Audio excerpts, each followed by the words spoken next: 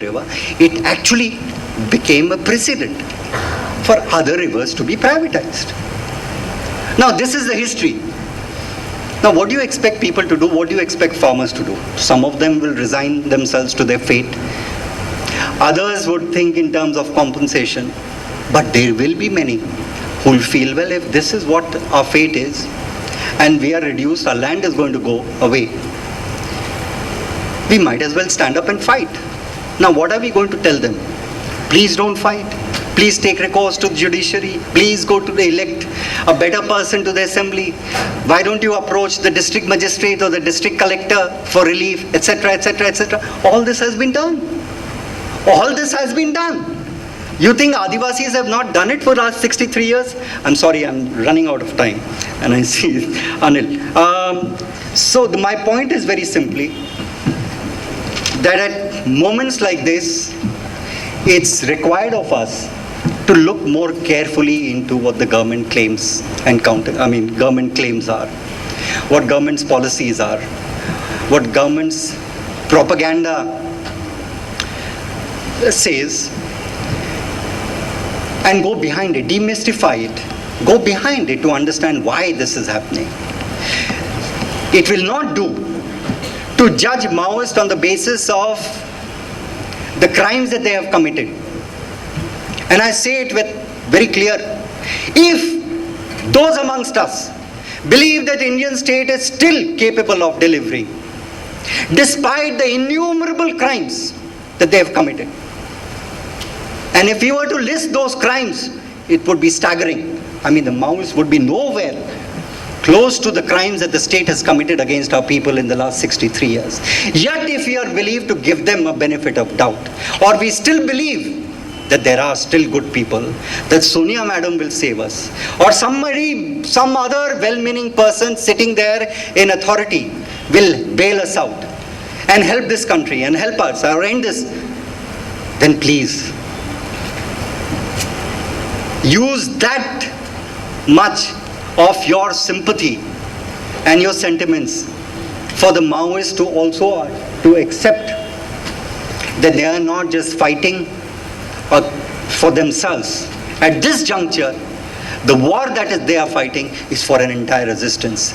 If we do not accept it, and if we do not accept it as an integral part of that resistance, or broad resistance, will not be in a position to come out and take a position which should be and have been an old demand, and the oldest demand, or for which we should be coming out on the streets and protesting, which is no to war against our people. Please outlaw that the government should have no authority to declare war against our people. This government says that war is not an option with Pakistan. I believe in it. Heartily, wholeheartedly, I am with the government on this. I also don't believe in war with Pakistan. But I want this same government to be forced to declare also that war is not an option against our own people. It's only when that happens that we can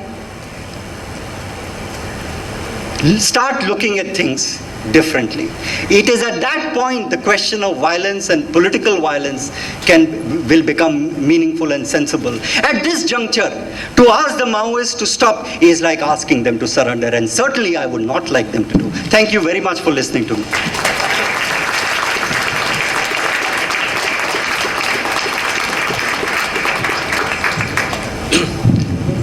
Before I call upon Arundhati Roy, may I request you to just move a little ahead, howsoever you can just move ahead to make space for people standing outside. Please.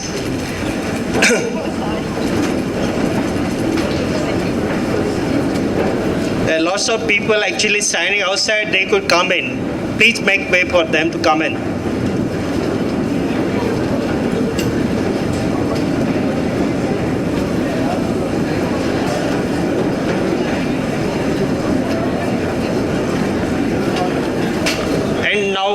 I invite Arundhati Roy to deliver a speech.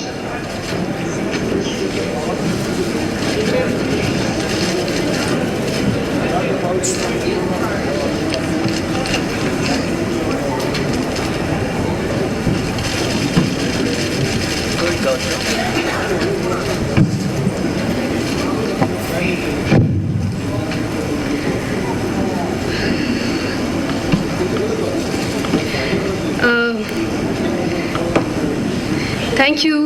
Gautam.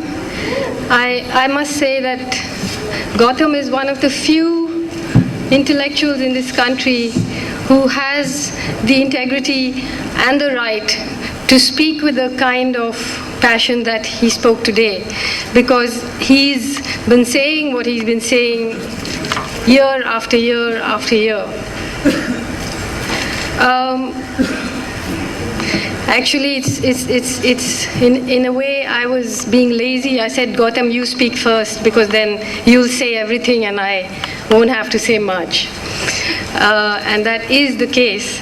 I'm just going to try and come at this from a different angle. It's so hot here, it looks as though I'm uncomfortable with my politics. I'm not, it's just hot. First of all, I think we should reverse the way we are approaching this and thinking about it, and the way it's being presented to us. You know, the way it's being presented to us is that there is this unrest in the country, which it is the duty of the government to suppress in order to safeguard its good and decent citizens.